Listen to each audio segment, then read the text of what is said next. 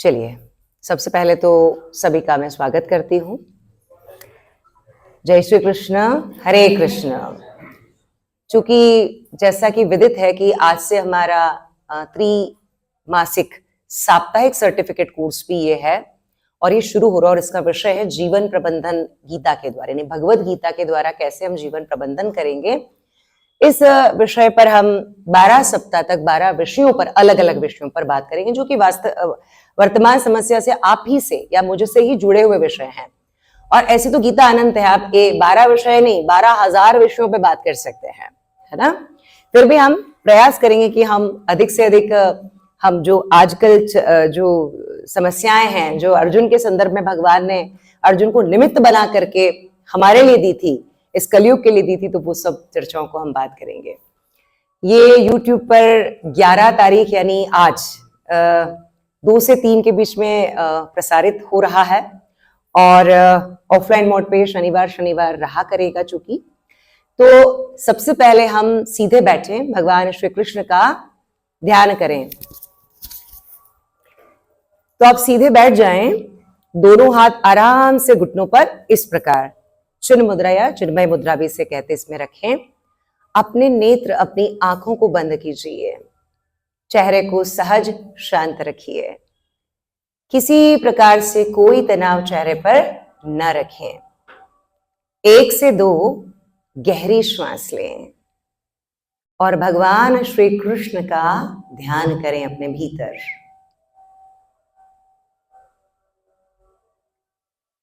और अपने भीतर श्री कृष्ण की असीम शक्ति को महसूस करें, क्योंकि श्रीमद् भगवद गीता वो भी कलयुग में वही मानव सुन पाता है जिस पर भगवान श्री कृष्ण की असीम कृपा हो जाती है।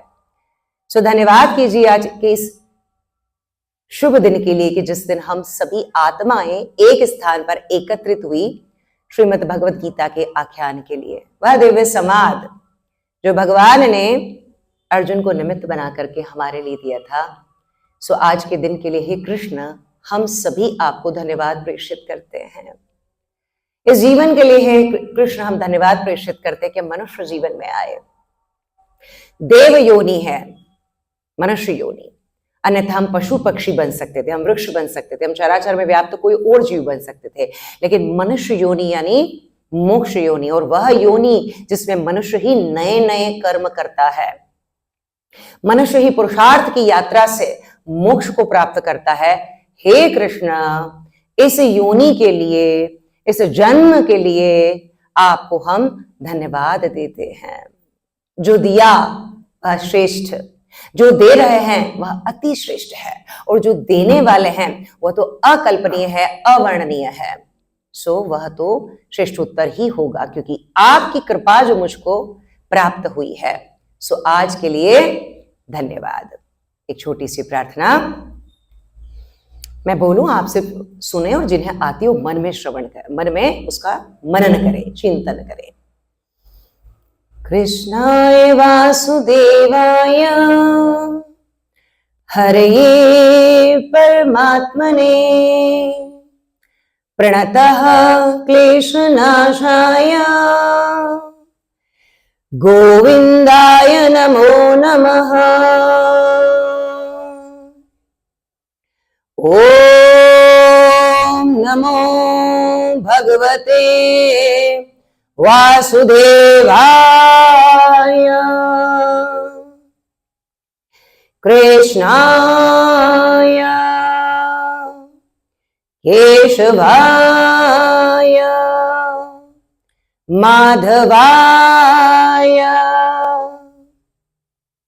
नारायणाय।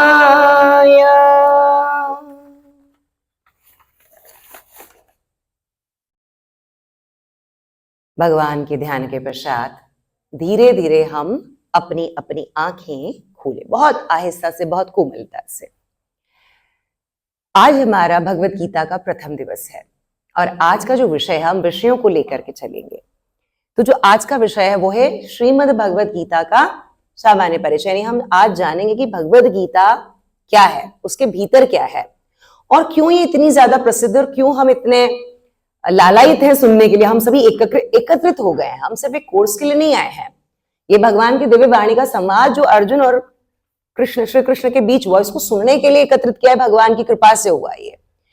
अगर भगवान की कृपा नहीं होती, आप विश्वास कीजिएगा, आप आ नहीं सकते और आप ऑनलाइन जुड़ नहीं सकते थे मुझसे, यानी हमसे। ये कृपा से हुआ है। तो आज हम अपने विषय को शुरू करेंगे कि श्रीमद् भगवद गीता है ना। सबसे पहले यदि हम बात करें कि क्या है भगवद गीता, क्यों है भगवद गीता। देखिए, भगवद गीता एक तरह से हम बोले कि कर्तव्य से पलायन करने वाले मनुष्य से पुरुषार्थ की यात्रा है। हम समझते गीता है क्या, कैसे शुरू होती है और क्यों शुरू, और क्यों हमें इसकी आवश्यकता है। तो कर्तव्य से जब अर्जुन छूटे कि मुझसे नहीं होगा युद्ध, क्योंकि एक ही कर्तव्य है क्षात्र धर्म के अनुसार युद्ध करना, हर वर्ण के अनुसार। क्योंकि गीता एक बहुत बड़ा शास्त्र क्यों हुआ, और ये महाशास्त्र क्यों, और एक शस्त्र भी हुआ, इसलिए हुआ क्योंकि इसके भीतर कभी भी जाति की, कुल की, समझ रहे हैं, सांप्रदायिकता की बात नहीं की। भगवान ने क्या कहा कि व्यक्ति के गुण के अनुसार, उसकी रुचि के अनुसार वो वर्ण को धारण करेगा।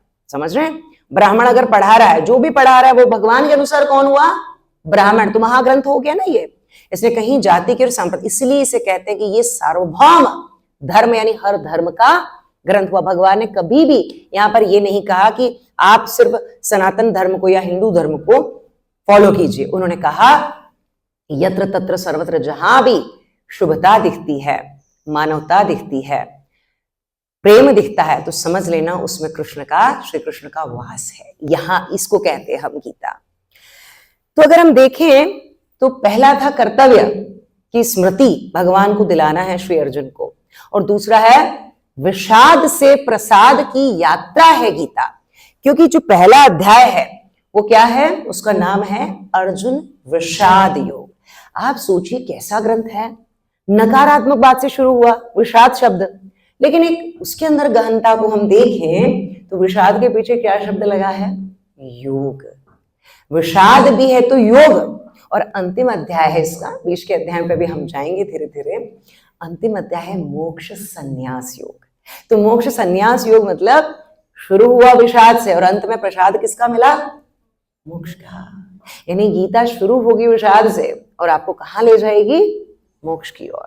तो विषाद से प्रसाद की यात्रा हो गई गीता। आगे बढ़ते हैं तो ये मनुष्य इतिहास में, हम मनुष्य इतिहास क्या बोले, हम तो बोले ब्रह्मांड में, पूरे ब्रह्मांड में नर को दिया हुआ साक्षात नारायण का संदेश। यानी नारायण ने इसके पहले कभी मनुष्य से सीधे संवाद नहीं किया था, लौकिक पुरुष जैसे हम, जैसे सदैव शरीर से। क्या हुआ था, हमेशा इनडायरेक्ट संवाद थे। जैसे वेद उपनिषद हम देखते हैं तो कहते हैं ईश्वरीकृत है, मनुष्य ने नहीं लिखे उससे। और बाकी शास्त्र जितने भी थे, जितने भी आप जानते हैं, वो सारे शास्त्र क्या हुआ, मनुष्य द्वारा लिखित हैं और रचित हैं। लेकिन श्रीमद् भगवद गीता भगवान की वाणी में, तो ये पहला शास्त्र, इसीलिए इसे मोक्ष शास्त्र भी कहा गया। और ये दिव्य वाणी हुई क्यों, क्योंकि ये किसने बोली, भगवान श्री कृष्ण ने अवतार लेकर। अवतार भी किसके लिए लिया, हमारे लिए लिया। क्यों लिया, किसको पता है क्यों लिया, धर्म की स्थापना के लिए। तो श्लोक शुरू कर दें, एक पहला बहुत सुंदर वाला, आप सबको आता है।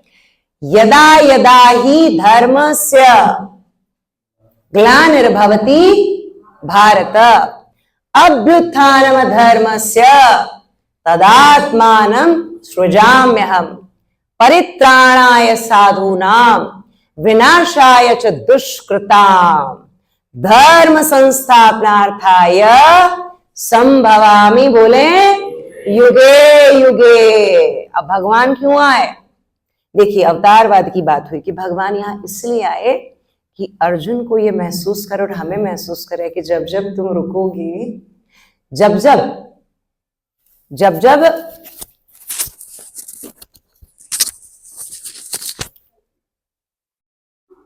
विषाद आएगा, जब जब दुर्योधन आएगा, और जब जब आतंकवाद, वर्तमान समय को हम जोड़े कि जब जब आतंकवाद आएगा तो राष्ट्र की सेना क्या हो जाएगी, अर्जुन हो जाएगी। और राष्ट्र हित में, धर्म के पक्ष में, धर्म कहता है राष्ट्र के लिए क्या करो, युद्ध करो। तो सोचिए आज कितने सुंदर दिवस पे हमने भगवत गीता, क्योंकि युद्ध का शास्त्र, भगवान ने विद्या शिक्षा किस बात की दे रहे हैं, श्री कृष्ण कहते हैं कि जब धर्म की हानि होगी तो मैं आऊंगा, आज धर्म की हानि हो रही है, राष्ट्र पर, राष्ट्र की अस्मिता पर प्रहार हुआ है, तो हमने क्या किया है, तब जाकर के अर्जुन को कहा गया कि क्या करो, युद्ध करो। वरना भगवान ने नहीं बोला कि युद्ध करो, भगवान शांति दूत बन के जाते हैं, हर तरह से दुर्योधन को मनाते हैं कि कुछ ना दे तो 5 राज्य ही दे दे। तो अर्जुन अहंकारवश कहता है कि मैं तो सुई की नोक के बराबर भी भूमि ना दूंगा, है ना।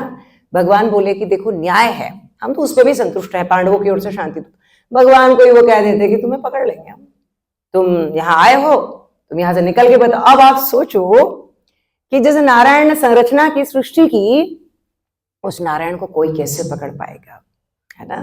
तो जब जब दुर्योधन के मन में राष्ट्र के संदर्भ में या अर्जुन की, कहते ना, अर्जुन को हराने के लिए उसके मन में द्वेष आएगा, तब तब नारायण आएगा। यानी नारायण आएंगे और युद्ध की घोषणा करके बताएंगे कि हाँ, अहिंसा परमो धर्म तो होती है, पर जब राष्ट्र आता है ना, जब नारी अस्मिता की बात होती है, जो जब द्रौपदी का वस्त्र होता है, तब तब नारायण उसकी अस्मिता बचाने भी आते हैं और राष्ट्र की रक्षा, धर्म की स्थापना करने और साधुओं की रक्षा, मतलब हम जैसे, आप जैसे बच्चों की, हमारी रक्षा करने के लिए नारायण क्या करते हैं, अवतार लेते हैं। भगवान का भी एक कर्म है, भगवान भी किसी उद्देश्य से आते, उद्देश्य विहीन जीवन नहीं है। कई बार भगवान के लिए कहते हैं कि भगवान ने लीला रची, भगवान कृष्ण आए और उन्होंने बांसुरी बजे, कहते हैं ना, बहुत सारी ऐसी चीजें, तो भगवान की सारी लीला है। खैर ये हिस्सा श्रीमद् भागवतम का है, श्रीमद् भगवत गीता का चूंकि नहीं है। अब अगर हम देखें तो योग जो गीता है वो महाशास्त्र है, इसमें समाज शास्त्र आप देख सकते हो, राजनीति शास्त्र आप देख सकते हो, आप मनोविज्ञान देख सकते हो, काउंसलिंग अभी शुरू होगी, है ना। अगर हम देखें तो इसमें आप पर्यावरण को भी देखेंगे, क्योंकि भगवान वहां पे विश्व रूप दर्शन में, विभूति योग में पर्यावरण की बात, यानी वो पीपल, कहते हैं ना कि मैं वृक्षों में पीपल हूं, तो किस बात की बात हो रही, यहाँ पर पर्यावरण की रक्षा की बात भी भगवान करेंगे। इसी संदर्भ में यदि हम आगे बढ़े तो मोक्ष शास्त्र हुआ, क्योंकि जिसको जो चाहिए, जिसको जैसी इच्छा है, जिसको जो आवश्यकता है, उसके अनुसार क्या होता है, वह शास्त्र उसके लिए आवश्यक हो जाता है और वो तत्व वो प्राप्त करते हैं। यानी गीता का दृष्टिकोण हर मनुष्य का अलग हुआ, इसलिए गीता पे बहुत सारी क्या लिखी गई, टीकाएं लिखी गई, यानी यहाँ बहुत सारे ट्रांसलेशन हुए। गीता एकमात्र शास्त्र, पहला फैक्ट शुरू करूं मैं गीता के लिए, गीता एकमात्र ऐसा शास्त्र है जिस पर 80 से अधिक भाषाओं में क्या हुए, ट्रांसलेशन हुए, अनुवाद हुए। और दूसरा, ये लगभग राष्ट्रों में इसका कहीं ना कहीं इसकी शिक्षा को अपने सिलेबस में यूनिवर्सिटीज ने लिया, क्योंकि मैंने कहा ना, जैसी जिसकी आवश्यकता होती है, गीता वैसा जवाब आपको देती है। तो गीता हमें क्या सिखाती है, अगर हम थोड़ा सा सारांश में, कि गीता हमें कर्मठ बनाना सिखाती है, हमें कर्तव्य से भागना नहीं सिखाती है। कि जब धर्म की बात हो, जब राष्ट्र की बात हो, जब समाज की बात हो, जब अपनों की बात हो और सही लोगों की बात हो, तो यहां पर अर्जुन बार बार खड़ा होगा और कृष्ण उसके क्या बनेंगे, सारथी बनेंगे। आप देखो हम कितने अहंकारी होते, एक तरह से हम अपनी बात करें तो हमें कोई बोल दे कि गाड़ी को ड्राइव करना है, आज गाड़ी लेके जाओगे कि, तो आपको अगर मैं ड्राइवर हूं क्या, मैं ड्राइवर हूं आपका।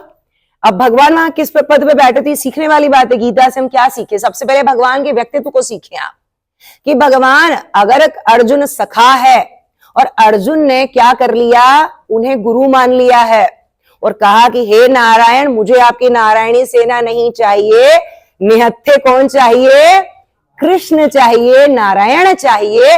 तो उन्होंने क्या किया कि मुझे नारायण, तो कहा कि जब तू मुझे मांगेगा तो फिर मैं क्या बनूंगा, तेरा सारथी बनूंगा। इसलिए पहली शिक्षा ये है गीता की कि जब भी हमें जीवन में कुछ चाहिए तो भौतिक संसाधन न मांगिए, अपितु आप क्या मांगे, नारायण से स्वयं नारायण को मांगे कि ईश्वर अगर वो सारथी हैं, आप बताइए उस रथ को चलाने के लिए किसी घोड़े की भी क्या आवश्यकता है, समझ रहे हैं, किसी के बल की भी क्या आवश्यकता है, क्योंकि उस रथ पे कौन सवार है, स्वयं नारायण सवार है। और नारायण कह रहे हैं तो दुर्बुद्धि दुर्योधन क्या सोचता है कि अच्छा ये अस्त्र नहीं उठा रहे हैं तो ये कृष्ण मेरे किस काम का। देखिए जो दुर्बुद्धि होता है भगवान की शक्ति को नहीं मांगता, भगवान मंदिर जाएगा और क्या मांगेगा कि मुझे भगवान धन दे दो, संपदा दे दो, ऐश्वर्य दे दो, शक्ति दे दो, इसको मैं हरा दूं, बल दे दो।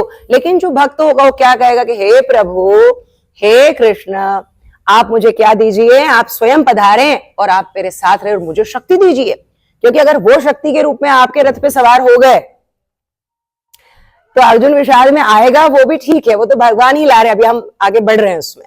तो जहां भगवान सारथी पद पे बैठ जाते हैं, हमारा अहंकार ये त्यागना है कि हम किसी की सहायता कर रहे हैं, तो हमें भगवान का सारथी ही समझना है स्वयं को, कि भगवान ने जब अर्जुन से कुछ ना मांगा और अर्जुन को जब आवश्यकता हुई और उसने सहायता भगवान से मांगी, तो भगवान क्या बन गए, सारथी बन गए। तो हमें भी अपने जीवन में किसी भी अहंकार में नहीं होना चाहिए।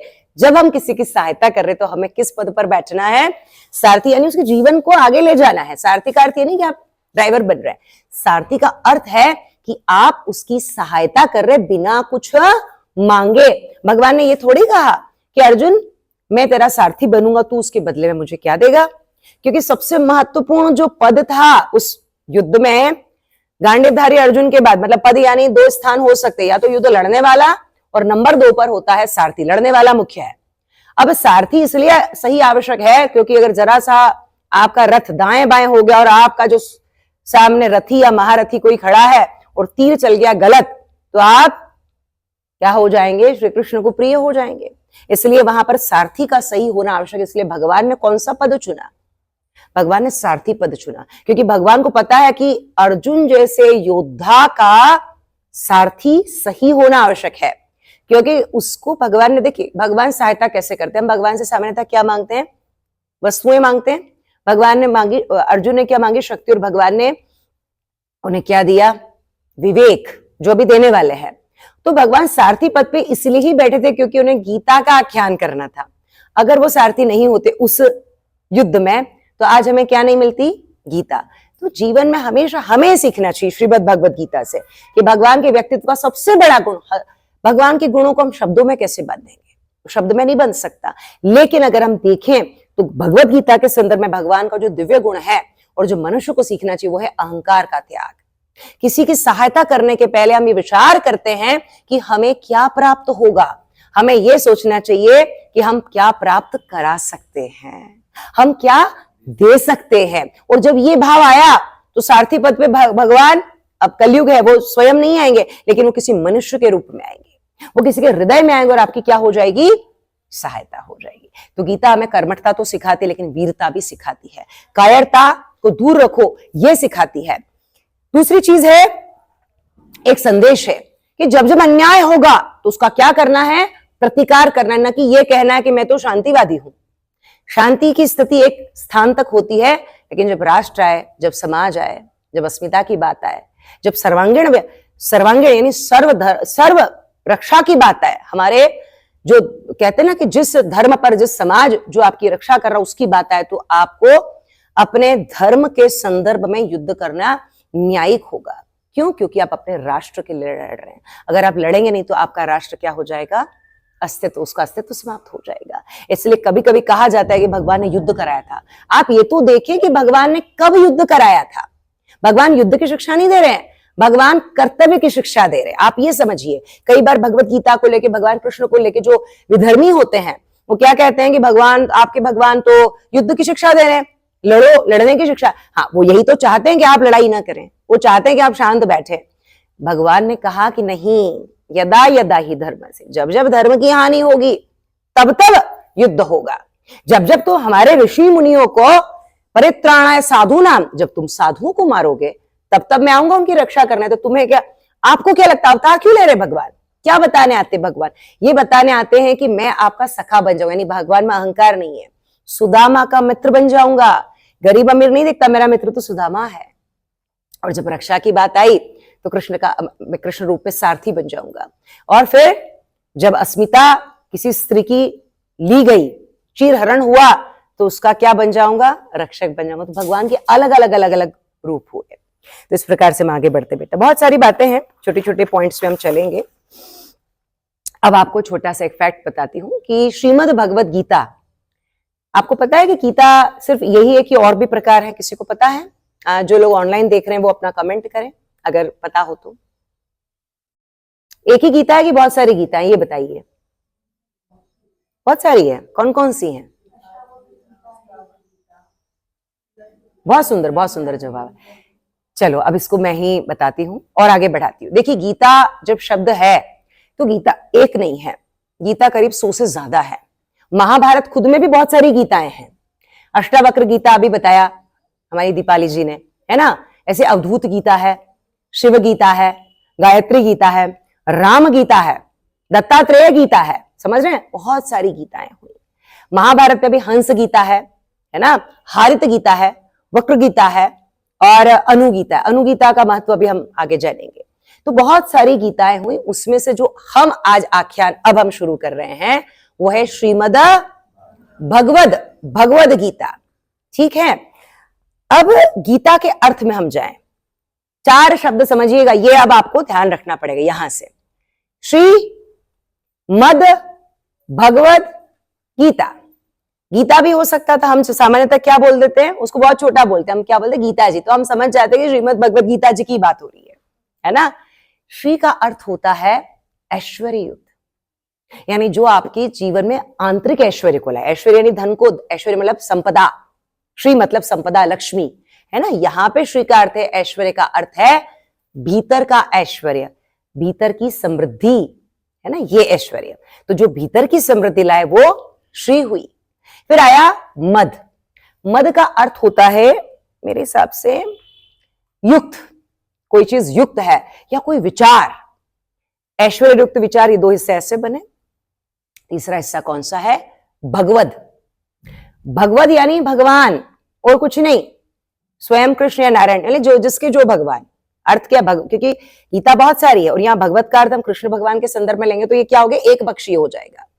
फिर है आगे अंतिम शब्द क्या है, गीता, श्रीमद् भगवद गीता। गीता मतलब भगवान ने गीता मतलब गा करके, गायन शैली में भगवान ने बताया, इसलिए क्या हो गई गीता, यानी भगवान का उपदेश जो गायन संदर्भ में दिया गया।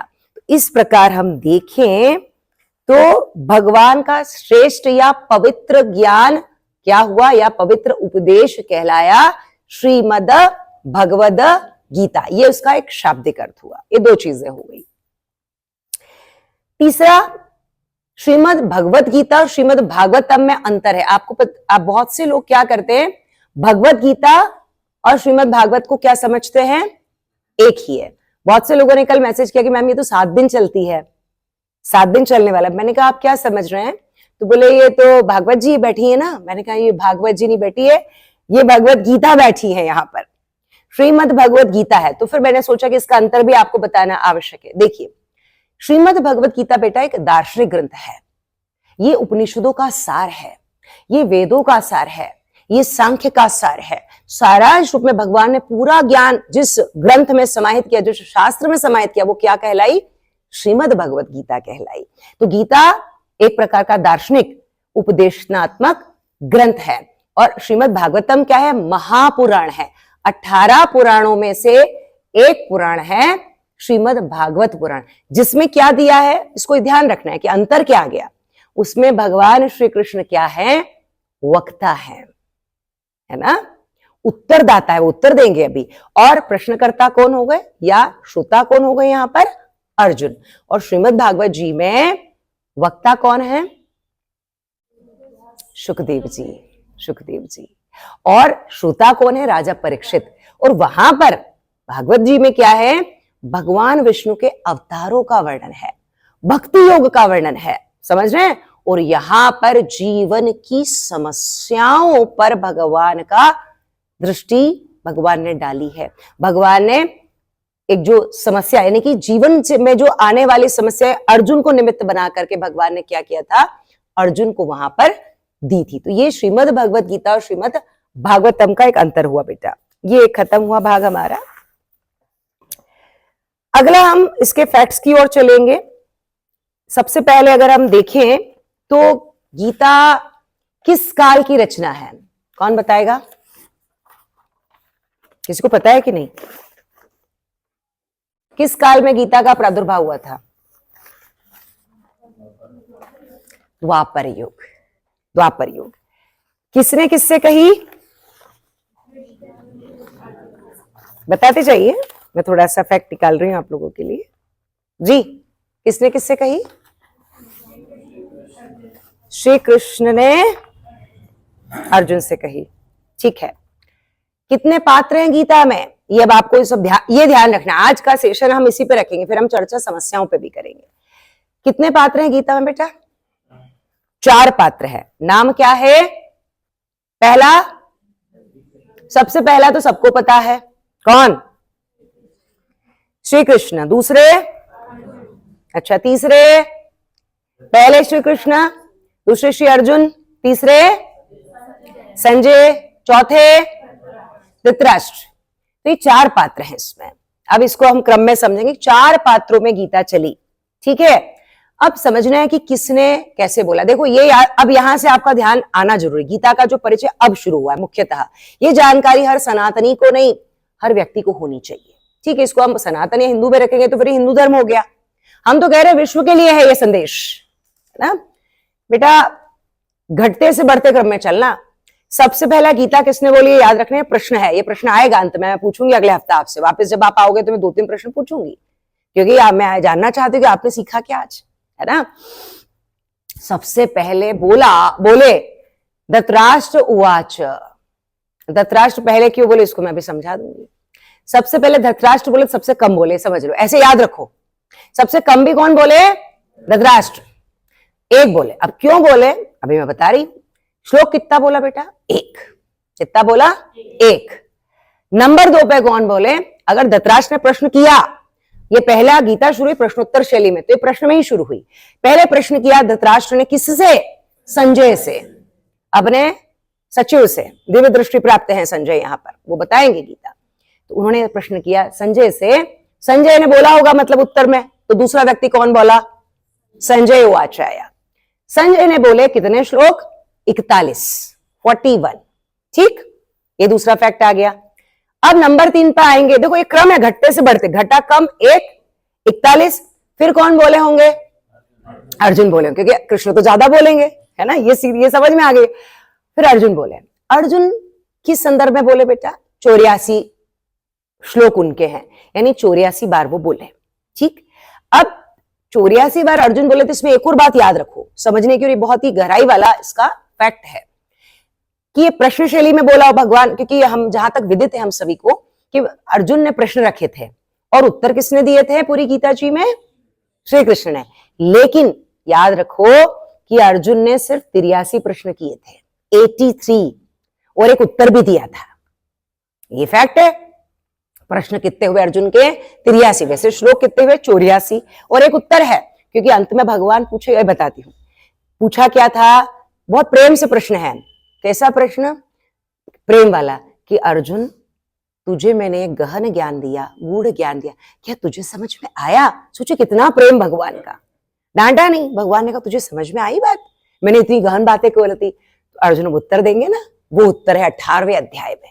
ठीक, मुझे लगता है 73वां या 74वां 74 के श्लोक में कहीं होगा वो। और भगवान प्रश्न के जो संख्या है श्लोकों की, वो सबसे ज्यादा कौन बोले? कृष्ण बोले। कितनी बार बोले? 574 बार, 574 टाइम, यानी अर्जुन का गुना करो तो 7 गुना ज्यादा उत्तर दिया भगवान ने। इससे क्या सीखा? इससे यह सीखा कि भक्त और शिष्य और आपका स्टूडेंट या जो होता है, जो आपसे आपके पास आता है, वह एक प्रश्न पूछे तो उसके बदले में 7 उत्तर दो उसे, और उसको संतुष्ट कर दो। इसीलिए 84 प्रश्नों के जवाब में भगवान को इतना गुना इसलिए बोला क्योंकि भगवान ने हर दृष्टिकोण से गीता को समझाया। अगर तनाव पे पूछा उसने कि हे प्रभु मैं थक गया हूं, मैं समझ नहीं पा रहा हूं, तो भगवान ने उस असमंजस को दूर करने के लिए जो सेंटेंस चुने उत्तर के, वो एक नहीं चुना। उन्होंने कहा कि हाँ ठीक है, तुझे टेंशन आया, तू एक काम का टेंशन छोड़, फल में दे दूंगा और तू युद्ध कर। इसमें गीता खत्म हो सकती थी, एक श्लोक में भी खत्म हो सकती थी, 2 श्लोक 3 श्लोक में भगवान। लेकिन अपन यहां एक विचार करिए आप सभी कि अर्जुन का आईक्यू लेवल कम है क्या? 84 प्रश्न थे तो भगवान 84 उत्तर दे देते, मतलब 84 की जगह 100 दे देते। इतने 574 क्यों दिए? इससे समझने की बात है कि अर्जुन का आईक्यू लेवल कम नहीं है। भगवान उन उत्तरों को अर्जुन को इस तरह समझा रहे कि अर्जुन का आगे कभी कोई प्रश्न ना आ जाए, वो संतुष्ट हो जाए और वो युद्ध में वापस से विषाद से ग्रसित ना हो जाए। और एक्चुअली ये उत्तर 574 अर्जुन के लिए नहीं थे, क्योंकि इसमें तो योग, आहार, ज्ञान, कर्म, भक्ति, स्वधर्म, वर्ण, आश्रम, मोक्ष, आहार, विहार, स्थान, क्या नहीं है उसमें, क्या विषय नहीं है, सब कुछ है। भगवान को वर्ण व्यवस्था समझाने की क्या जरूरत है, अर्जुन को समझने की बात है। भगवान को आहार शैली समझाने की क्या जरूरत, भगवान को योग समझाने की भी क्या जरूरत है। सीधा सीधा भगवान समझा दे कि तुझे युद्ध करना है और तू कर्म का फल छोड़, वो फल मेरे हाथ में, अपना युद्ध कर, तू क्षत्रिय, बात खत्म। नहीं, हमें निमित्त बनाया है। आप अर्जुन के संदर्भ में अपने आप को रखिए और ये आप सबको सुनाई जाने वाली एक प्रेरक कथा बोल सकते हैं, इसे उपदेश बोल सकते हैं। तो इसलिए भगवान ने 574 बार इसका उत्तर दिया। अब इसकी भाषा क्या है, देववाणी संस्कृत। अब इसकी शैली क्या है, शैली है, ध्यान दीजिएगा इस बात पे भी, ये भी आपके सीखने की बात है। शैली बेटा साहित्यिक भी होती है, क्योंकि ये साहित्य में भी रखा गया। तो साहित्यिक शैली से यदि हम देखें तो काव्यात्मक एक शैली होती है साहित्य में, समझ रहे हैं। काव्य शैली, ये तो काव्य हो गया ना, क्योंकि भगवान ने कैसे सुनाया, गा के। जैसे एक श्लोक गा लेते हैं, कौन सा, कर्मण्येवाधिकारस्ते मा फलेषु कदाचन मा कर्म फल हेतुर्भू मा ते संग स्वकर्मणि श्री भगवान वाच, गा के बोला, है ना। तो भगवान ने इस संदर्भ में बोला, तो शैली काव्यात्मक हुई एक प्रकार की। काव्य में भी ध्यान दीजिएगा, ये बहुत गहराई वाली बात बता रही हूं, अनुष्टुप छंद का प्रयोग हुआ है इसमें, साहित्यिक रूप से अनुष्टुप छंद शैली में गीता है। दूसरा, उसकी शैली देखें साहित्यिक संदर्भ में तो संवाद शैली है, और संवाद में भी एक और शैली आती है, प्रश्नोत्तर शैली। भगवान ने, मतलब जब गीता हुई, वो संवाद जो है, जो दिव्य संवाद है, वो किसमें है बेटा, प्रश्नोत्तर शैली में है। तो ये शैली समझ में आ गई, भाषा समझ में आ गई। अब भगवान ने इस युद्ध में पहले अध्याय में ही भगवान श्री कृष्ण ने एक शंखनाद किया और अर्जुन ने भी एक शंखनाद किया। शंख का नाम भी जान ले हम गीता में, गीता जी में। भगवान श्री कृष्ण के शंख का नाम है पांचजन्य और अर्जुन के शंख का नाम है देवदत्त, देवदत्त, ठीक है। तो ये दो शंख के नाम भी गीता जी में उल्लेखित है। तो भगवान के शंख का नाम क्या हुआ, पांचजन्य। अब ये किस दिन बोली गई, मार्गशीर्ष शुक्ल पक्ष मोक्षदा एकादशी के दिन भगवान ने किस पद पर बैठकर सुनाई, सारथी पद पर बैठ करके किम कर्तव्य विमूढ़ भाव से ग्रसित हुए श्री कृष्ण। किम कर्तव्य विमूढ़ भाव का अर्थ होता है मैं क्या करूं, मैं क्या ना करूं के भाव में वो आए, और किससे ग्रसित हुए, विषाद से ग्रसित हुए। उस विषाद से बाहर निकालने के लिए भगवान ने क्या कहा, गीता का आख्यान किया। ये हो गया उसका स्थान। अब हम सेना की बात करें, हालांकि सेना महाभारत का विषय है, लेकिन फिर भी आपकी जानकारी के लिए, सेना कितनी थी अर्जुन के पास, मतलब धर्मराज युधिष्ठिर के पास, पांडवों के पास 7 अक्षौहिणी, और जो कौरव थे उनके पास कितनी थी, 11 अक्षौहिणी सेना। ज्यादा सेना किसके, और उसमें से भी एक फैक्ट और है, भगवान नारायण ने अपनी सेना दी थी नारायणी, तो कितनी थी, 1 अक्षौहिणी सेना। खुद स्वयं नारायण के, उनकी ताकत बढ़ने में नारायण का भी योगदान है, लेकिन वो उसका कारण है, उसको अभी हम समझते हैं। अब अगले फैक्ट की ओर बढ़ते बेटा, भगवान के ध्वज में कौन है, उसमें एक ध्वज भी है ऊपर, क्योंकि गीता का परिचय तो हम पूरा परिचय समझ रहे हैं आज। भगवान के ध्वज में है हनुमान जी, ये तो पता है, कपी ध्वज कहते हैं, लेकिन उस ध्वज का भी नाम है, ऐसे ध्वज नहीं बोलते उसे, कपी ध्वज जो ध्वज है। अभी आप इसकी अलौकिकता समझिएगा आगे, कि अर्जुन का हारना तय नहीं था, फिर भी विषाद आ रहा है, इतना सब पावर है। और जो नंदी घोष रथ है, कौन सा रथ है, ये दिव्य रथ है, इसकी अपनी दिव्यता है, ये ऐसी प्राप्त नहीं, ये अगर इसमें आप बैठे हैं तो आपकी मृत्यु निश्चित नहीं है इसमें। तो जिसको अपनी मृत्यु, मतलब मृत्यु तो आनी ही नहीं है, मृत्यु तो आनी नहीं है, फिर भी अर्जुन क्या आने वाले हैं, विषाद में आएंगे। अर्जुन क्या बोलेंगे, मुझे युद्ध नहीं करना है, उसका कारण समझेंगे। अब ये कितने लोगों ने सुनी गीता जी, कितने लोगों ने सुनी, 5 लोगों ने सुनी। कौन कौन, सबसे पहले तो खुद अर्जुन, नंबर 2 संजय लेते हैं, संजय लेते हैं, नंबर 3 धृतराष्ट्र लेते हैं, नंबर 4 कपिध्वज हनुमान जी, और 5वें खाटू श्याम जी बर्बरिक जी, है ना। ये और एक और बचा है, वेद व्यास। लिखना है ना, लिखी जाएगी वेद व्यास के द्वारा। तो अगला प्रश्न हमारा उत्तर क्या आया कि लिखी किसके द्वारा गई? ये लिखी गई वेद व्यास जी के द्वारा। लेकिन लिखी नहीं गई बेटा, बोली गई वेद व्यास जी के द्वारा और लिखी गई गणेश जी के द्वारा। और किंवदंती है एक दंत एक दांत। अब इतना बड़ा शास्त्र सामान्य लेखनी से कैसे लिखे? ऐसे किंवदंती, ये फैक्ट नहीं है, ये ऐसा कहीं सुनी बातें हैं, ये शास्त्रोक्त नहीं है। ऐसा कहा जाता है कि भगवान जब बार बार लिखते गीता जी ने महाभारत को तो लेखनी टूट जाती, तो भगवान ने अपना दांत तोड़ा और उससे महाभारत लिखी। तो महाभारत का एक हिस्सा गीता हुई। अब महाभारत के किस हिस्से में श्रीमद् भगवत गीता है? महाभारत के 18 पर्व है। 18 पर्वों में से जो छठा पर्व है वो भीष्म पर्व है। भीष्म पर्व का अर्थ है कि यहां पर भीष्म सेनापति थे, उसका उल्लेख महाभारत में है ना। और उस छठे पर्व में भगवान कृष्ण ने मतलब गीता जी 25 से लेकर मतलब 42वें अध्याय तक गीता बोली गई है। ये एक अलग फैक्ट हुआ। अब शुरू होती है गीता के। गीता का आरंभ कैसे हुआ? गीता का आरंभ होता है किस भूमि में? कुरुक्षेत्र में। कुरुक्षेत्र को धर्म क्षेत्र कहा गया। पहला श्लोक बोलते हैं कौन? धृतराष्ट्र। क्या बोलते हैं? धर्म क्षेत्रे कुरुक्षेत्रे समवेतायुयुत्सवः मामकाः पांडवाश्चैव किं कुर्वात संजय। अर्थ पहला और आखिरी क्यों बोला अब मैं समझाती हूं। धर्म क्षेत्रे कुरुक्षेत्रे, धर्म क्षेत्र है क्योंकि आज यहां धर्म का युद्ध होने वाला, एक अर्थ ये हुआ। और दूसरा धर्म क्षेत्र इसलिए था कि राजा कुरु ने वहां पर तपस्या करी और ये भूमि कैसी हो गई? पवित्र हुई। इसीलिए भगवान ने सबको मुक्ति देने हेतु वहां पे एकत्रित किया था। ऐसा नहीं है कि भगवान सिर्फ पांडवों को प्रेम करते थे, भगवान को तो, क्योंकि कौरवों की सेना में भी बहुत बड़े बड़े विद्व और बहुत पुण्यात्माएं थी। कौन थी? भीष्म थे, पितामह भीष्म, द्रोणाचार्य थे, कृपाचार्य थे। कर्ण कोई कम थे क्या? है ऐसे कई लोग वहां पर थे जो धर्मज्ञ थे, मर्मज्ञ थे। अब इनकी गति कैसे करें? ऐसा कौन सा स्थान हो जहां पर इन सबको मोक्षधाम मिल जाए? भगवान ने कहा कि धर्म क्षेत्रे कुरुक्षेत्रे। अगर कुरुक्षेत्र में इस पुण्य भूमि पर जो भी योद्धा, जो भी सेना, जो भी व्यक्ति आएगा वो किसको प्राप्त करेगा?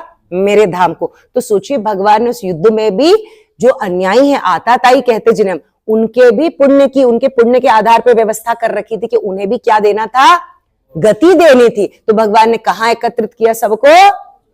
कुरुक्षेत्र में। तो धर्म क्षेत्रे कुरुक्षेत्रे, धर्म क्षेत्र कुरुक्षेत्र में। क्या पूछते हैं धृतराष्ट्र संजय से कि संजय मामकाः पांडवाश्चैव, मेरे और पांडवों के पुत्रों ने युद्ध युयुत्सवः, युद्ध की इच्छा से एकत्रित हुए इन दोनों पांडव और कौरवों ने क्या किया? इसमें समझने वाली बात क्या है? वो एक बार क्यों बोले? अब मैं उसका मर्म समझाती हूं। एक बार इसलिए बोले कि पिता जो होता है, जब छोटा भाई पांडव नहीं रहे तो बड़ा पिता क्या हो जाता है? पिता बन जाता है। तो क्या वो युद्ध करा सकता है? और मान लो युद्ध हो भी गया, मान लो बच्चों में विवाद हो गया, तो वो ऐसा पूछेगा कि मेरे पुत्रों ने, मतलब पक्षपात पूर्ण व्यवहार वहीं से सुधर। इसीलिए तो महाभारत हुई, क्योंकि जो अंधत्व है किसके पास अंधत्व है? धृतराष्ट्र के पास। ये अंधत्व आंखों का नहीं है, उसके पास भी मोह का अंधत्व है। अज्ञान ने उसको मोहित किया है और पुत्र मोह में वह क्या कर रहा है?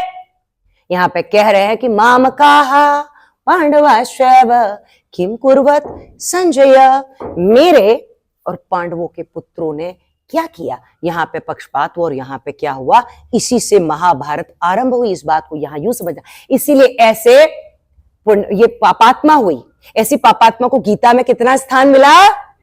एक श्लोक का। उसको दूसरे श्लोक का अवसर ही नहीं दिया, क्योंकि वो तो जब भी पूछेगा मेरे पुत्रों का क्या हुआ, क्या मेरा पुत्र जीत रहा है, ऐसा होगा, तो गीता में पहला और आखिरी स्थान इसको इसी संदर्भ, अपने अपने भाव से गीता है। मेरे भाव से मुझे लगती है कि गीता का यही मर्म है कि जो धृतराष्ट्र है उनको इसीलिए स्थान नहीं मिला कि वो एक ही श्लोक बोलते, और वो इसीलिए पहला और आखिरी। और पहला इसलिए समझाया कि गीता आरंभ होने का, युद्ध आरंभ होने का कारण भी कौन बना?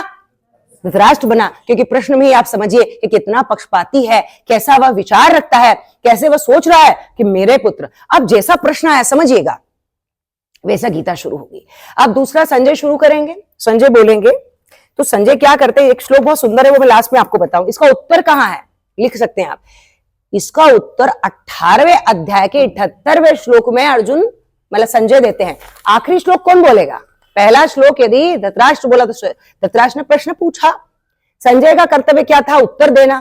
तो संजय अंत में बोलेंगे, क्या बोलेंगे मैं बता ही देती हूं। किसी को याद है 78वां श्लोक? यत्र योगेश्वरः कृष्णो, यत्र योगेश्वरः कृष्णो, आगे यत्र पार्थो धनुर्धरः, आगे है तत्र शीर विजयोर्भूतिर ध्रुवा नीतिर मतीर मम। इसका अर्थ समझिएगा। संजय सबसे अंत में मोक्ष संन्यास योग के आखिरी श्लोक में संजय का उवाच क्यों हुआ? क्यों संजय आखिरी? भगवान कृष्ण क्यों नहीं आखिरी बोले? वो तो अपना कर्म पूर्ण कर चुके थे, पहले ही अर्जुन को समझा दिए कि उसको समझ में भी आ गया। क्या कहा? उसका उत्तर कैसा है कि मेरे और पांडवों के पुत्रों ने क्या किया? उसका जवाब देखो कितना सही और सटीक है कि जहां पर कौन खड़े हैं? श्री कृष्ण खड़े हैं। और जहां पे धनुर्धारी शब्द बोला, धनुर्धारी क्यों बोला? गांडीवधारी, गांडीव जैसा शस्त्र जिसके पास जो नीति के साथ खड़ा है वो कौन है? अर्जुन है। और जहां पर श्री कृष्ण खड़े हैं, जहां पर अर्जुन खड़े हैं, वहां पर क्या है? श्री है। चार चीजें बताई। श्री यानी ऐश्वर्य, जिस श्रीमद् भगवत गीता के श्री की बात हुई, वहां श्री है, आंतरिक ऐश्वर्य है। फिर दूसरा क्या है? श्री, फिर है विजय श्री। दूसरा तत्व क्या आया? विजय। तो उत्तर क्या आ गया कि आपके पुत्रों ने कुछ भी किया हो, विजय किसको प्राप्त होगी इस युद्ध में? जहां कृष्ण खड़े हैं, जहां पर अर्जुन खड़े, धनुर्धारी अर्जुन खड़े हैं, वहां पर विजय श्री निश्चित है। तीसरा तत्व। और जहां पर श्री है, विजय है, कृष्ण है, अर्जुन है, वहां पर क्या है? तीसरी चीज, विजय के साथ विभूति है। जितनी विभूतियां, जितनी शक्तियां हैं, वो सब अर्जुन के पास होगी। और उसके बाद क्योंकि उसके पास अचल नीति है, कि आगे शब्द क्या है? नीति, नीति ध्रुवा नीतिर मतीर मम, यानी अचल नीति के साथ जो खड़ा है आज इस युद्ध में वही जीतेगा। तो जवाब संजय का कौन से अध्याय में मिला आपको? ये हमें समझना है कि पहले अध्याय का अगर उत्तर पूरी गीता पढ़े, सारांश में अंत में उन्होंने समझा दिया, क्योंकि गीता खत्म, यहां इसके बाद युद्ध शुरू हो गया। अब ये हुआ। अब यहां फिर पहले प्रश्न पे आते। अर्जुन धृतराष्ट्र जी ने संजय से पूछा, तो उन्होंने जवाब दूसरे श्लोक में किसने दिया? संजय ने दिया। संजय ने क्या जवाब दिया? जवाब का तरीका समझिएगा। संजय सचिव है किसके? धृतराष्ट्र के। तो पांडव और कौरव का उत्तर देना है उन्हें। पांडवों के पुत्रों ने और मेरे पुत्रों ने क्या किया, है ना? तो पांडव पुत्रों को पहले नहीं बताया, पहले उन्होंने बताया कि कौरवों ने क्या किया। पहले किसका उत्तर आया? तो दूसरा श्लोक, और दूसरे श्लोक से लेके नंबर 13 तक वो पहला जवाब देते हैं पहले अध्याय में कि आपके पुत्रों ने क्या क्या किया। और 14वें नंबर के पहले अध्याय के नंबर 14 के श्लोक से लेकर के 20वें श्लोक तक, ये फैक्ट आपको लिखने चाहिए बेटा। 13 नंबर से 13 तक तो दे दिया कि आपके पुत्रों ने ये किया। फिर 14 नंबर पे बहुत सुंदर व्याख्या, लेकिन समय कम पड़ रहा है, अगले उसमें हम समझेंगे इसको विस्तृत। 14 से लेकर 20 तक उन्होंने जवाब दिया कि पांडव पुत्रों ने क्या किया। उसमें श्री कृष्ण का उल्लेख भी हो जाता है। इसको आप पढ़िएगा आज घर पर, आपको श्लोक दे दिए मैंने घर पे करने के लिए, आपको ये पढ़ना है बस। और कैसे पढ़ना है उसके हिंदी पढ़नी है, संस्कृत नहीं पढ़नी। संस्कृत हम यहाँ पढ़ा देंगे आपको, ठीक। ये आ गए संजय। अभी तक कौन नहीं बोले हैं? अर्जुन। अर्जुन बोले हैं पहले अध्याय के, याद रखिए प्रश्न आएगा, पहले अध्याय के 21वें श्लोक में अर्जुन पहली बार बोले। पहले अध्याय के 20 श्लोक तक संजय और धृतराष्ट्र उवाच आपस में चलता रहा। पहला श्लोक, कुछ श्लोक नहीं मैं हिंदी ही बताती हूँ उसकी। पता है पहला शब्द अर्जुन ने क्या बोला होगा? हे अच्युत। अच्युत का अर्थ समझ। हे अच्युत, आप रथ को दोनों सेनाओं के बीच में खड़ा कर दीजिए।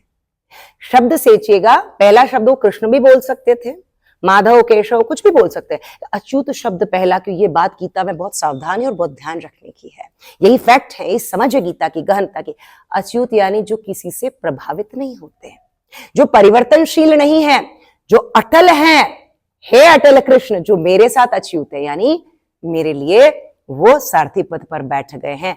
हे अच्युत, कृपा कर आप मेरे रथ को दोनों सेनाओं के बीच में खड़ा कर दीजिए। कॉन्फिडेंस समझिएगा अभी विषाद कैसे आए। आप सोचिए कि 21वें श्लोक में 21, 22, 23 इन 3 श्लोकों में अर्जुन सिर्फ 3 श्लोक बोल रहे हैं और तीनों में कॉन्फिडेंट है। बोले, और क्या बोलते कि मैं क्यों खड़ा करवा रहा हूं रथ, ताकि मैं देख लूं कि मुझे रथी से कैसे लड़ना है, महारथी से कैसे लड़ना है, किस पे कौन सा अस्त्र या शस्त्र का प्रयोग करना है, क्योंकि मैं स्ट्रेटेजी बनाऊंगा ना। ब्रह्मास्त्र अगर मेरे पास है तो मैं हर किसी पे ब्रह्मास्त्र थोड़ी छोड़ सकता हूं, उसके लिए भी योग्यता चाहिए, पात्रता चाहिए, कितना बड़ा योद्धा है जिस पर मैं किस तरह का अस्त्र। इसलिए मुझे वहां पर देखना है, युद्ध की इच्छा से खड़े उस दुर्योधन को भी, कि मैं देखूं कि क्या भाव है और किस तरह मुझे इनसे लड़ना है। ये हुआ 23वें। अब समझिएगा, आप कृष्ण बोलेंगे 24 श्लोक और 25 श्लोक संजय उवाच वापस शुरू होता है। अब 24 में संजय बोले, किसको बता रहे हैं? धृतराष्ट्र को बता रहे हैं। और 25वें श्लोक में भगवान को बोलना नहीं था यहां पर कायदे से, लेकिन भगवान अब जान करके बोले। जब संजय, देखिए इस बात को फिर पीछे जाए हम, जब भगवान ने कह दिया, क्षमा करें, जब अर्जुन ने कह दिया कि हे अच्युत, मैं सैन्य निरीक्षण करना चाहता हूं, इसको सैन्य निरीक्षण विभाग भी कहते, पहले अध्याय को सैन्य निरीक्षण चल रहा है, मैं देखना चाहता हूं सेनाओं को, है ना। तो फिर भगवान को 25वां श्लोक की नीचे की लाइन, पहली लाइन संजय बोलेंगे और नीचे की लाइन आप पढ़िएगा, आज घर पर जरूर पढ़िएगा, क्योंकि कृष्ण का पहला वचन है ये, श्री कृष्ण का। तो क्या बोलते हैं कि उवाच पार्थ पश्येतान समवेतान कुरुनीति। अब ये भगवान ने चतुराई करी, क्योंकि अर्जुन ने कॉन्फिडेंट होके कहा कि मैं इनको देख लूंगा, मार दूंगा, मैंने मैं डरा हुआ थोड़ी है, धनुष उठा के बोला। भगवान थोड़ा चिंतन में आए, चिंतित नहीं हो सकते ना, कि ये तो डर नहीं रहा, घबरा, अब मैं गीता का समय आ गया है, मुझे गीता बोलनी है, ये जिज्ञासु नहीं होगा, ये मोहग्रस्त नहीं होगा, तो मैं गीता किसको सुनाऊं? ये तो लड़ने को तैयार बैठा। लेकिन एक चीज भगवान को पता है कि युद्ध के समय ना, जैसे द्रोणाचार्य सामने आएंगे, जैसे भीष्म पितामह आएंगे, ये क्या करेगा, गांडीव जो ये कॉन्फिडेंस से कह रहा कि मैं सैन्य निरीक्षण करूंगा, गांडीव नीचे आ जाएगा और युद्ध तो ये यहीं पे हार जाएगा। नारायण को ये भी पता, तो भगवान को मोह भी बाहर लाना है, कि मोह पहले ही आ जाए, मैं काउंसलिंग कर दूं, मैं समझा दूं, अब तू डर मत, सब ठीक कर दूं, वो सॉर्ट आउट करना है भगवान को। अब वो तो कॉन्फिडेंट है ना। और भगवान, देखो एक बात सीखो, भगवान खुद नहीं आएंगे जब तक आप नहीं कहोगे। भगवान लातुर पहले क्या पैदा, देखो जो कर सकते हो भगवान नारायण ने करा, कौटुंबिक प्रेम उत्पन्न कर दिया। भगवान ने क्या बोला, इसकी हिंदी समझाती हूँ।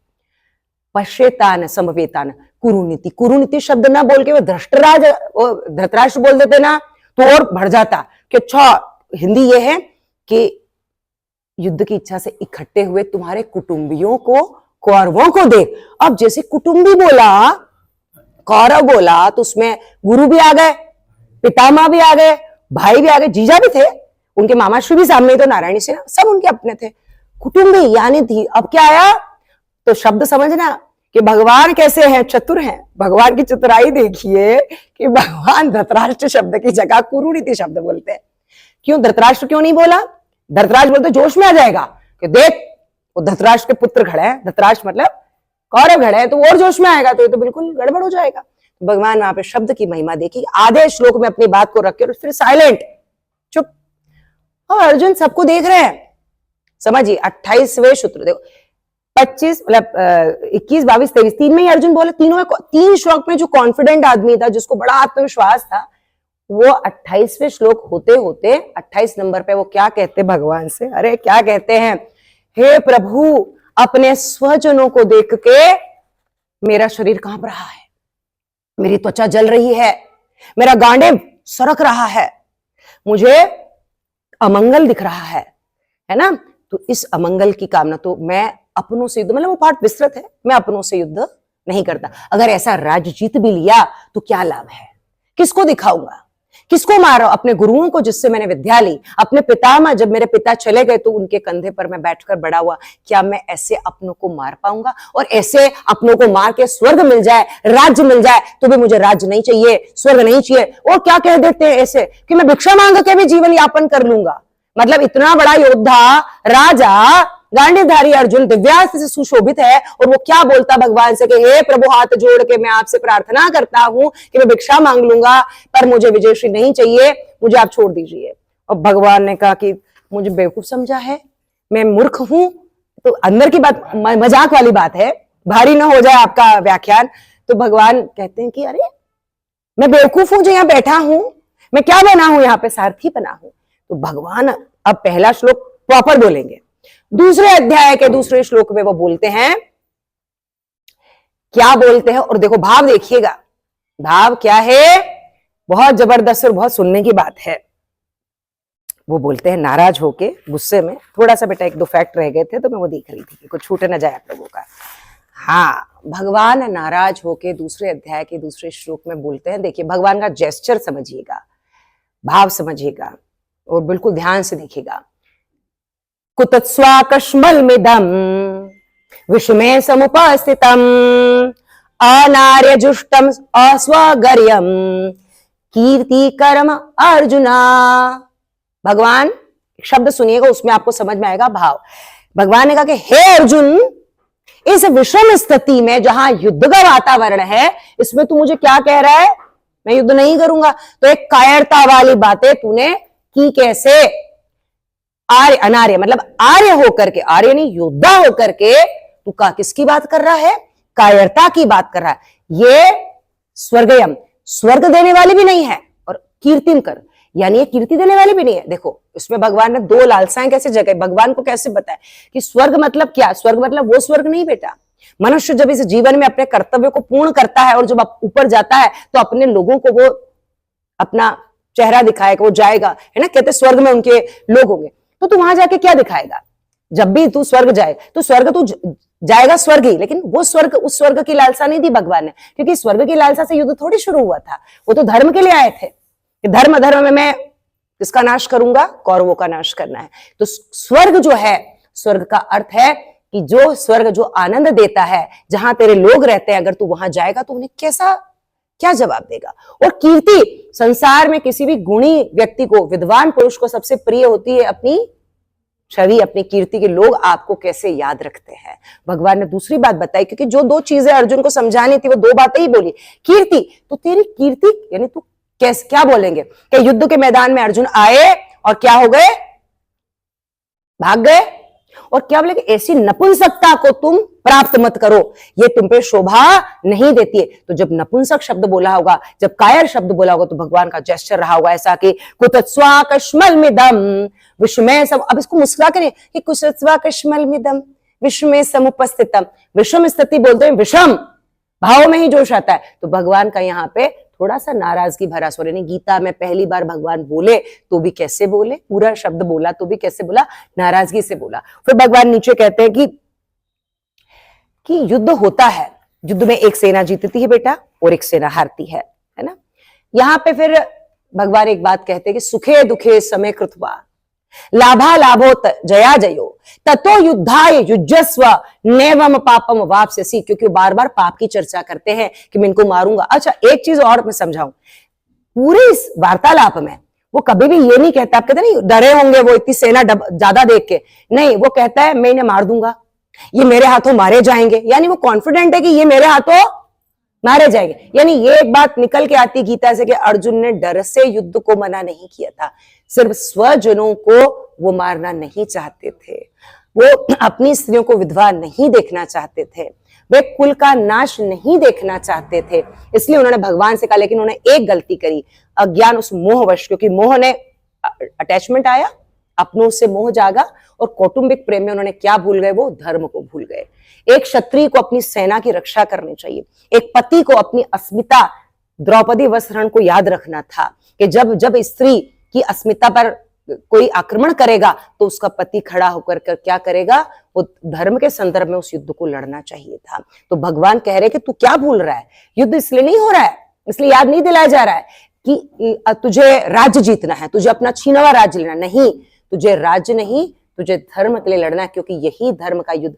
कलयुग में जब लोग आएंगे तो लोग कहेंगे कि अर्जुन के समान युद्ध करना है, ना कि वो ये कहे कि अर्जुन ने अपनी पत्नी की रक्षा की ही नहीं थी, राज्य किसी ने छीन लिया, आज अपने ऊपर पाकिस्तान ने हम पे हमला कर दिया, कोई बात नहीं, हमें मार दीजिए। नहीं, जब राष्ट्र पे हमला होगा, जब नारी शक्ति पर हमला होगा, तो उसका पति अर्जुन होगा, धर्मराज युधिष्ठिर होगा, पांडव होंगे और अपनी पत्नी की रक्षा करेंगे। इस रक्षा के लिए इस युद्ध की आज आवश्यकता है, इसलिए इस युद्ध की आवश्यकता है, इस युद्ध को लड़ना पड़ेगा तुझे, तू जा नहीं सकता। फिर वो श्लोक है, कहते हैं वो श्लोक बहुत अच्छा कि सुख दुखे समय कृत्वा, जब भी लड़ाई होती है तो कोई जीतता है और कोई हारता है। जो जीतता है उसे सुखे दुखे, उसे सुख मिलता है, और जो हारता है उसे क्या मिलती है? दुख प्राप्त होता है। यानी किसी ने हर युद्ध में कोई विजयी होगा और कोई हारेगा, जो हारेगा वो दुखी होगा। तो तुझे सुख दुख की चिंता क्यों करनी है? क्या सुख और दुख तेरे पास है? तू चाहेगा तो तुझे सुख मिल जाएगा, तू चाहेगा तो तुझे दुख मिल जाएगा। तो भगवान वहां पर वो जो एक और श्लोक है, जो गोल्डन श्लोक है, जिससे हम समाप्त करेंगे अपनी बात को, कि कर्मण्येवाधिकारस्ते मां फलेषु कदाचन मां कर्म फल हेतुर्भु मां तसंगस्त्व कर्मणि। भगवान ने क्यों समझाया कर्म की महिमा को? पूरी गीता का जो कहते हैं ना सबसे बड़ा सार है, क्या सार है? कि कर्म करो लेकिन फल ना सोचो। हम क्या करते हैं, अर्जुन भी क्या गलती कर रहे हैं, समझिए बात को। क्यों आया मोह? क्योंकि फल सोच लिया कि मैं मारूंगा, युद्ध जीतूंगा, वो तो पता है, लेकिन मैं युद्ध किस पर जीत रहा हूं, किससे जीत रहा हूं, किनको मारकर जीत रहा हूं, ये आपको नहीं सोचना। भगवान ने कहा कि अगर कर्म तुझे दिया, क्योंकि हमारे अधिकार है बेटा। अभी हम उदाहरण लेते हैं, आप ऑनलाइन अटेंड कर रहे हैं, तो आपका काम क्या है? अधिकार की बात, आपका काम है सुनना, ये आपका कर्म हुआ। और मेरा कर्म क्या हुआ? वक्ता होने के नाते गीता जी सुनाना। आप मेरे अधिकार का हनन नहीं कर सकते, आप मेरी जगह पे आके नहीं बोलेंगे। आपका कर्तव्य क्या है? सुनना। तो हम एक दूसरे के अधिकारों की रक्षा कर रहे होते। भगवान ने कहा कि जैसे कर्म है, मैंने मनुष्य के हाथ में कर्म दिया और फल किसके हाथ में रखा? मेरे हाथ में। अगर फल आपके पाकिस्तान के हाथ में फल होता तो आज हम यहाँ पे गीता जी का आख्यान नहीं करे, क्योंकि फल यानी वो सोचता कि भारत खत्म, एक बम फेंको, मन में सोचता है ना, फल हाथ में आ गया ना। फल इसीलिए मनुष्य को नहीं दिया कि मनुष्य इतना स्वार्थी है कि अपने स्वार्थवश वो कभी मानवता को नहीं सोचेगा। वो हमेशा अपना सोचेगा कि मैं इसको मार दूं, और मार देगा। तो व्यवस्था कैसे चलेगी? व्यवस्था क्रम है कर्मयोग। कर्मयोग एक व्यवस्था, एक शास्त्र है। इसीलिए गीता में सबसे ज्यादा बार बार कर्म की बात की गई कि ब्राह्मण, क्षत्रिय, वैश्य, शूद्र। यहां क्षात्र धर्म बार बार क्यों बोला? क्षात्र मतलब जो युद्ध को लड़ेगा वो क्षत्रिय हुआ, जो पढ़ा रहा है वो ब्राह्मण हुआ, जो व्यापार कर रहा है वो वैश्य हो गया, और जो जिन्हें लगता है कि मैं सेवा करूं वो सेवक हुआ। बेटा उसे शूद्र नहीं कहते, भगवान शूद्र नहीं कहते, उसे सेवक कहते। भगवान उसे और प्रेम करते हैं ज्यादा, क्योंकि वो तो प्रभु का भी सेवक है। यहां हम सेवक को कैसे बोलते हैं? शूद्र। शूद्र को कैसे लेते हैं अपन जी? नहीं, शूद्र वैसा नहीं। भगवान ने कहा वो तो मेरा सेवक, और वो तो ज्यादा प्रिय है मुझे, क्योंकि वो तो छोटा बच्चा है ना, मेरा चौथा बच्चा है जो मेरी सेवा करेगा। भगवान ने उन संदर्भों पे कर्तव्य कर्मों की व्याख्या की, और वहीं पे कर्तव्य कर्म के संदर्भ में कर्मयोग की व्याख्या का मर्म निकाला। और भगवान ने कहा कि कर्म ही सबसे बड़ा तेरा धर्म है। क्षत्रिय का धर्म है युद्ध लड़ना, और अभी तेरा धर्म क्या है? आताताई सामने खड़े हैं, और आज हमारे राष्ट्र के सामने आतंकवादी या विपरीत देश खड़ा है, तो राष्ट्र की रक्षा है तो जो हम कर रहे हैं वो तो गीता ने ही कह दिया है कि आपको क्या करना है? आपको युद्ध करना है, आपको भागना नहीं, क्योंकि ये अस्मिता की बात है, ये हमारे लोगों की बात है। निहत्थे लोगों की हत्या अगर आप करोगे और हम कह दे कि हमें तुम्हें क्षमा किया, तो इसे अहिंसा नहीं, इसे कायरता कहते हैं। ये अहिंसा नहीं है, और वह हिंसा श्रेष्ठ है उस अहिंसा से जो कायरतावश मनुष्य अपने आचरण में लाता और कहता है मैंने तुम्हें क्षमा किया।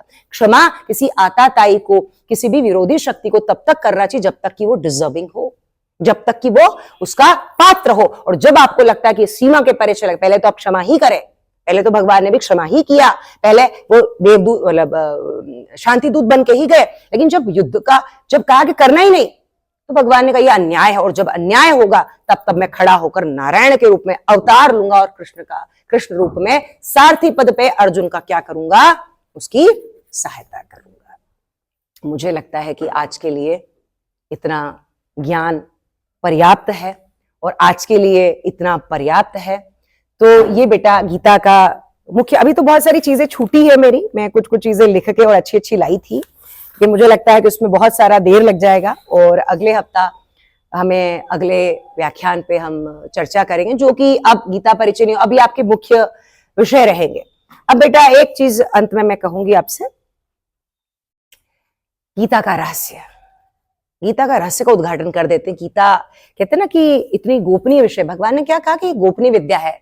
देखो अर्जुन को दी तो भगवान ने कहा, और ये गोपनीय क्यों है? इसको कहा जाता है गोपनीय विद्या है। उस समय भगवान ने कहा एक बड़ा गुह्य योग तुझे मैंने दिया है अर्जुन, है ना, अब तुझे इसको मानना है तो मान, वरना मत मान। 18वें अध्याय में भगवान उनको कहते, भगवान विश्लेषण, भगवान डिस्क्रिशनरी स्वविवेकी शक्ति भी सिखाते अर्जुन को, कि मैंने तुझे गीता का ज्ञान दिया, तुझे मानना है तो मान, नहीं मानना है तो नहीं न मान। यह विमृश्येत दशेषेण यथेच्छसि तथा कुरु। 18वें अध्याय के 63वें श्लोक पे भगवान क्या कहते, देखो जोर नहीं डाला, जबरदस्ती नहीं डाली।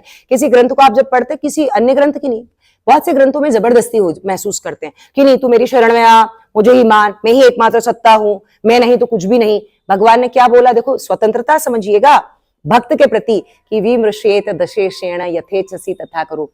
मैंने तुझे गीता जैसा गुह्य ज्ञान मतलब रहस्यमय ज्ञान दिया। रहस्यमय क्यों था उसको मैं अभी अंत में समझा रही हूँ। रहस्यमय ज्ञान मैंने तुझे दिया, अब तुझे लेना हो तो ले विवेक से। ये विवेक शक्ति को जागृत करता, मतलब भगवान ने जबरदस्ती नहीं की अंत में भी कि मैंने इतने सारे श्लोक तुझे बताए, 18वें अध्याय के 63वें में जाके बोला ना कि तुझे करना है। तो भगवान ने कितनी सुंदर बात बोली और कितनी सीखने वाली बात बोली कि तुम्हें इसे मानना हो तो मानो, और अगर नहीं मानना है तो तुम इसे छोड़ सकते हो, लेकिन अब तू विवेक कर कि तुझे युद्ध करना है कि नहीं करना है। नहीं, यहां पर सीखने वाली बात है कि भगवान ने कहीं पे भी आरोपण नहीं किया अपनी बात का कि मैंने तुझे बताया चल खड़ा हो और युद्ध कर।